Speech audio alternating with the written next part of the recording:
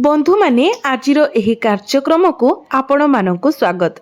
आजिर एही कार्यक्रमटी मिथुन राशि व्यक्ति विशेष मानक पई बहुत गुरुत्वपूर्ण अटे, बहुत ही खास अटे।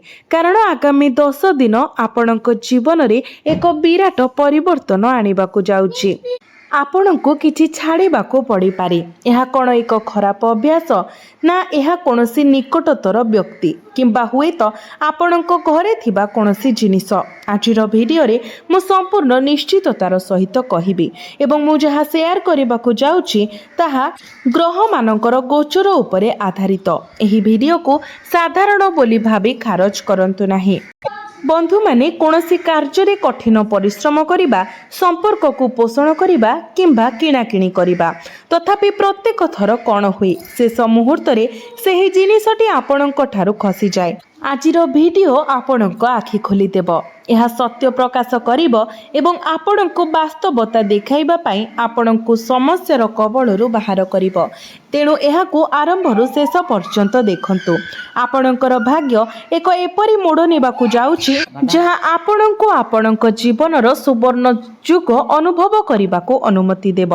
जदि आपण आपणकर भविष्यत विषय जानिबाकू चाहुचंती तेबे जुलाई बंधु माने जुलाई 16 तारिख दिन सूर्य ग्रह मानकर राजा निजर राशि परिवर्तन करिवे। 16 तारिख पर्यंत सूर्य आपणकर लग्न रे अर्थात प्रथम भावरे रहिबे, जेउठारे से बुधंक सहित मिसी बुधादित्य राजयोगर निर्माण करुछंती। बुध हेउछंती आपणक राशिर अधिपति। तथापि जुलाई 16 तारिख दिन सूर्य आपणकर द्वितीय भावको चलन करिवे, जेउठारे वर्तमान गुरु उच्चस्थ अछंती। जेतेबेले सूर्य एवं गुरु एकत्र हेबे तो आपणकर द्वितीय भाव जहा धन बाणी एवं परिवारर भाव, तो यह कौनसी साधारण घटना नुहे। आपण को कौन छाड़िबा किंबा परित्याग करिबा आवश्यक से विषय तीनोटी निर्दिष्ट कथा को सावधानतार सह बुझिबाकू पड़िबो। प्रथम कथाटी ध्यानर सहित शुणन्तु।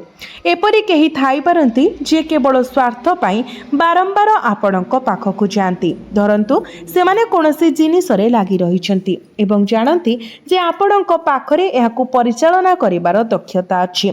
सेमाने तुरंत आपणकू डाकिबे एवं संपर्क बंधुता किंबा दीर्घकालीन संपर्क प्रति कर्तव्यबोध जोगु आपण साहाय्य करबाकू शीघ्र आसिबे। तथापि कार्य समाप्त हेबा परे सेमाने आपणक उपरे जांच मध्य करिवे नाही।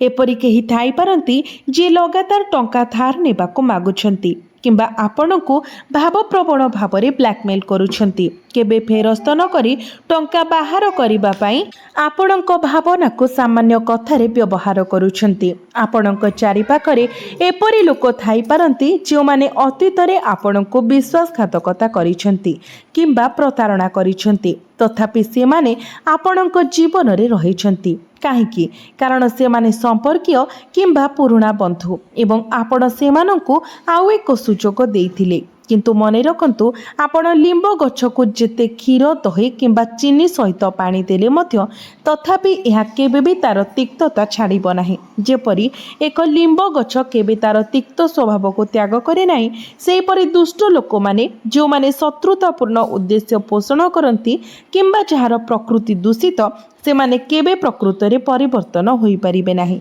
तेणु प्रथम पदक्षेप हेउची एपरि व्यक्ति को छाड़ी देबा एवं सेमानंको आपणक जीवनरु संपूर्ण भाबरे दूर करि देबा। आमे आपणक निज लाभ पाई एहा कहूछु, नचेत से माने आपणको आर्थिक एवं मानसिक भाबरे विचलित करि चालिबे एवं आपणको अनावश्यक भाबरे एणे तेणे दौड़ी दौड़ी शारीरिक चाप पकाइबे। एबे आसंतु आमे द्वितीय जिनिस देखिबा जहाको आपणको छाड़िबाको पड़ी पारे। एथिरे ध्यान दियंतु। यह आपणकर कथाबार्ता शैली सहित जड़ित। जेपरि मु उल्लेख करिथिली, सूर्य आपणकर बाणी भाबरे प्रवेश करिबाको जाउछंती एवं सूर्य हेउछंती एक उष्म ग्रह। सेठारे सूर्यंकर उपस्थिति आपणकर कथा को तीक्ष्ण किंबा घृण्य करि पारे। यह आपणक जोगाजोग शैली को बाधा देई पारे, जहा आपणको एपरि कथा कहिबाको बाध्य करि पारे जहा श्रोता को विकृत करे। तेणु मिथुन राशिर व्यक्ति विशेष माने आपणको त्याग करिबाको पड़िबो। ଏବଂ ଧ୍ୟାନପୂର୍ବକ ଶୁଣନ୍ତୁ।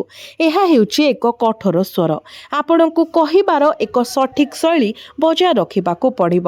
କଟୁ ଶବ୍ଦ କିମ୍ବା ଅପମାନଜନକ ଶବ୍ଦ ବ୍ୟବହାର କରିବା ବନ୍ଦ କରିବାକୁ ପଡ଼ିବ। ନଚେତ୍ ଆପଣ ଏକ ବଡ଼ ଚୁକ୍ତି ହରାଇ ପାରନ୍ତି କିମ୍ବା ଏକ ଗୁରୁତ୍ୱପୂର୍ଣ୍ଣ ସୁଯୋଗ ଆପଣଙ୍କ ହାତରୁ ଖସିଯାଇପାରେ। ଏବେ ତୃତୀୟ କଥାଟି ଯାହା ଆପଣଙ୍କୁ ଛାଡ଼ିବାକୁ ପଡ଼ିବ। ବହୁତ ଭଲ ଭାବରେ ଶୁଣନ୍ତୁ, କାରଣ ଆପଣଙ୍କ ଜୀବନରେ ଏହି ଉନ୍ନତି କରିବା ଦ୍ୱାରା ଦୀର୍ଘକାଳୀନ ଲାଭ ମିଳିବ। ଶାନ୍ତ ମନରେ ଏହାକୁ ସତର୍କତାର ସହିତ ବିଚାର କରନ୍ତୁ। ଆପଣଙ୍କ ରାଶିର ଅଧିପତି ବୁଧ ବକ୍ରି ହେବା ପରେ ଆପଣଙ୍କର ଲଗ୍ନରେ ହିଁ ବକ୍ରି ହୋଇଛନ୍ତି। ଜୁଲାଇ 7ରେ ବୁଧ ବକ୍ରି ହୋଇଛନ୍ତି।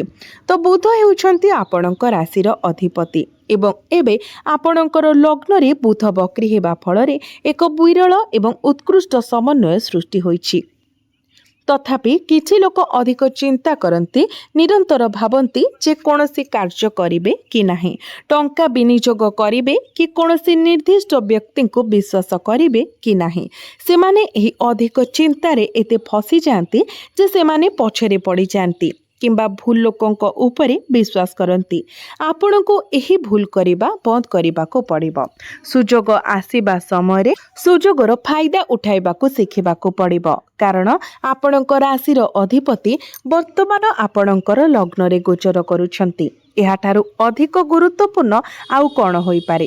ଏହାର ସର୍ବାଧିକ ଉପଯୋଗ କରନ୍ତୁ। ଏହା ଆପଣଙ୍କର ସକାରାତ୍ମକ ଚିନ୍ତା କରିବାର କ୍ଷମତାକୁ ବୃଦ୍ଧି କରୁଛି ଏବଂ ଆପଣଙ୍କୁ ବୁଦ୍ଧି ଏବଂ ଜ୍ଞାନ ପ୍ରଦାନ କରୁଛି ଏବଂ ଦ୍ୱନ୍ଦ୍ୱ ଏବଂ ମାନସିକ ଚାପକୁ ଏଡ଼ାଇବା ଅପେକ୍ଷା ଭଲ କ'ଣ ହୋଇପାରେ? ଆପଣଙ୍କର ମନ ଅଧିକ ତୀକ୍ଷ୍ଣ ହେବାକୁ ଯାଉଛି। ମୁଁ ଭିଡ଼ିଓ ଶେଷରେ ଆପଣଙ୍କ ରାଶିର ଅଧିପତିଙ୍କ ସହ ଜଡ଼ିତ ଏକ ପ୍ରତିକାର ସେୟାର କରିବି, ଯାହାକୁ ଆପଣ ନିଶ୍ଚିତ ଭାବରେ କରିବାକୁ ପଡ଼ିବ। ସେ ପ୍ରତିକାର କ'ଣ? ଶେଷ ପର୍ଯ୍ୟନ୍ତ ଦେଖନ୍ତୁ। ଆପଣ ପ୍ରତ୍ୟେକ ବିବରଣୀ ଶିଖିବେ, କିନ୍ତୁ ଜୁଲାଇ 16ରେ କ'ଣ ଘଟୁଛି ତାହା ଉପରେ ମଧ୍ୟ ଧ୍ୟାନ ଦିଅନ୍ତୁ।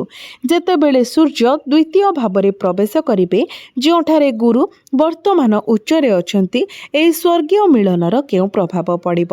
ତ ବନ୍ଧୁମାନେ, ସବୁଠାରୁ ଗୁରୁତ୍ୱପୂର୍ଣ୍ଣ କଥା ହେଉଛି 16 ଜୁଲାଇରେ ଧନ ଭାବରେ ସୂର୍ଯ୍ୟଙ୍କର ଉପସ୍ଥିତି ନିଃସନ୍ଦେହରେ ଭାଗ୍ୟର ଦ୍ୱାର ଖୋଲିଦେବ। କିନ୍ତୁ 16 ତାରିଖ ପୂର୍ବରୁ ସକ୍ରିୟ ଥିବା ବୁଧାଦିତ୍ୟ ଯୋଗ ସହିତ ସୂର୍ଯ୍ୟଙ୍କର ଉପସ୍ଥିତି ଆପଣଙ୍କୁ ଅନେକ କ୍ଷେତ୍ରରୁ ଲାଭ ମଧ୍ୟ ଆଣିଦେବ। ଆପଣଙ୍କର ଚିନ୍ତା କ୍ଷମତା ବିସ୍ତାରିତ ହେବ, ଚିନ୍ତାଧାରା ପ୍ରସ୍ଫୁଟିତ ହେବ ଏବଂ ଆପଣଙ୍କର ବ୍ୟକ୍ତିତ୍ୱ ବିକଶିତ ହେବ। ଆପଣଙ୍କର ଆଚରଣ ଏବଂ ଜୀବନଶୈଳୀ ଉନ୍ନତ ହେବ। ତଥାପି 16 ଜୁଲାଇ ପରେ ଆପଣ ଦେଖିବେ ଯେ ଟଙ୍କା ପ୍ରବାହିତ ହେଉଛି। ଆୟର ନୂତନ ଉତ୍ସ ଯାହା ପୂର୍ବରୁ ଅସ୍ତିତ୍ୱରେ ନଥିଲା ତାହା ଉଭା ହେବ। ସାକ୍ଷାତକାର ସଫା ହୋଇଯିବ ଏବଂ ଜିନିଷଗୁଡ଼ିକ ଉନ୍ନତ ହେବ। ଆପଣଙ୍କର ଜୀବନର ଗାଡ଼ି ଯାହା ଟ୍ରାକ୍ରୁ ହଟିଯାଇଥିଲା ପୁନର୍ବାର ସଠିକ୍ ପଥରେ ଫେରିଆସିବ। 16 ଜୁଲାଇ ପରେ ସୂର୍ଯ୍ୟ ଏବଂ ଗୁରୁଙ୍କର ମହାସଂଯୋଗ ପରେ ଆପଣ ଏସବୁ ଅନୁଭବ କରିବେ। ବନ୍ଧୁମାନେ, ଏହା ନିଶ୍ଚିତ ଭାବରେ ଘଟିବ। ମୁଁ ଆପଣଙ୍କୁ ଆଉ ଗୋଟିଏ ଗୁରୁତ୍ୱପୂର୍ଣ୍ଣ କଥା କହିବାକୁ ଚାହେଁ। ବର୍ତ୍ତମାନ ଶନି ଆପଣଙ୍କର 10ମ ଭାବରେ ଗୋଚର କରୁଛନ୍ତି, ଯେତେବେଳେ କି ରାହୁ ଆପଣଙ୍କର ଭାଗ୍ୟ ଭାବରେ ଗୋଚର କରୁଛନ୍ତି। ତ ମୁଁ ଆପଣଙ୍କୁ ଏକ ସିଧାସଳଖ ଚେତାବନୀ ଦେବାକୁ ଚାହୁଁଛି। ଜୀବନରେ ସର୍ଟକଟ୍ ନେବାର ପ୍ରଲୋଭନରୁ ଦୂରେଇ ରୁହନ୍ତୁ। ବିଶେଷ କରି ଏହି ବର୍ଷର ବାକି 6 ମାସ ମଧ୍ୟରେ ସର୍ଟକଟ୍ର ପ୍ରଲୋଭନରେ ଫସନ୍ତୁ ନାହିଁ। ରାହୁ ଆପଣଙ୍କୁ ଭ୍ରମିତ କରିବାକୁ ଚେଷ୍ଟା କରିବ, ରାତାରାତି କୋଟିପତି ହେବାର ଚିନ୍ତାଧାରା ସହିତ ଆପଣଙ୍କୁ ପ୍ରଲୋଭିତ କରିବ। ଆପଣଙ୍କର ମନକୁ ଚିନ୍ତା ଆସିପାରେ, ଯେପରିକି ଷ୍ଟକ୍ ମାର୍କେଟରେ ହାତ ଚେଷ୍ଟା କରିବା କିମ୍ବା ଜୁଆ ବାଜି କିମ୍ବା ଅବୈଧ କାର୍ଯ୍ୟକଳାପରେ ଲିପ୍ତ ହେବା। ଏହି ବିଶ୍ୱାସ କରି ଯେ ଗୋଟିଏ ସଫଳ ପଦକ୍ଷେପ ଆପଣଙ୍କୁ ଜୀବନ ପାଇଁ ସ୍ଥିର କରିପାରିବ। ତଥାପି ଏହା କେବଳ ରାହୁଙ୍କ ଦ୍ୱାରା ସୃଷ୍ଟି ହୋଇଥିବା ଏକ ଭ୍ରମ। ଏହି ଭ୍ରମ ଭାଙ୍ଗିଗଲେ ଭଗବାନ ଶନିଙ୍କ ଦ୍ୱାରା ଦର୍ଶାଯାଇଥିବା ପଥ ଦୃଶ୍ୟମାନ ହୁଏ। ଭଗବାନ ଶନି ଶୃଙ୍ଖଳା ଏବଂ କଠିନ ପରିଶ୍ରମର ଜୀବନଯାପନ କରିବାକୁ ପରାମର୍ଶ ଦିଅନ୍ତି। ଆପଣଙ୍କୁ ସର୍ଟକଟ୍ ପରିହାର କରିବାକୁ ପଡ଼ିବ, ସମ୍ପୂର୍ଣ୍ଣ ଭାବରେ ପରାମର୍ଶ ଦିଅନ୍ତି। ଆପଣ ଶନିଦେବଙ୍କର ପରାମର୍ଶକୁ ମାନିବା ଉଚିତ ଏବଂ ରାହୁଙ୍କର ଭ୍ରମଜାଲରୁ ମୁକ୍ତ ହେବା ଉଚିତ। ତେବେ ହିଁ ଏହି 10 ଦିନ ଆପଣଙ୍କ ପାଇଁ ଲାଭଦାୟକ ସାବ୍ୟସ୍ତ ହେବ ଏବଂ ଆପଣଙ୍କର କଠିନ ପରିଶ୍ରମ ଫଳ ପ୍ରଦାନ କରିବ। जदि आपण राहुर भ्रमरे पड़ी जाती तेबे आपण सचोट प्रयास द्वारा अर्जन करिथिबा जिनिसको मध्य हराइबार आशंका रहिछि। तेणु आपण सतर्क रुहंतु। भिडियोर शेष रे एक प्रतिकार उल्लेख करा जाइछि, एहाको निश्चित भाବରେ पालन करंतु। तो मिथुन राशिर व्यक्ति विशेष माने आपणको बुझिबा पई आउ किछि अछि। शुक्र एवं केतु वर्तमान आपणकर तृतीय भाବରେ गोचर करुछंती, जाकी साहस एवं कठिन परिश्रमर भाव।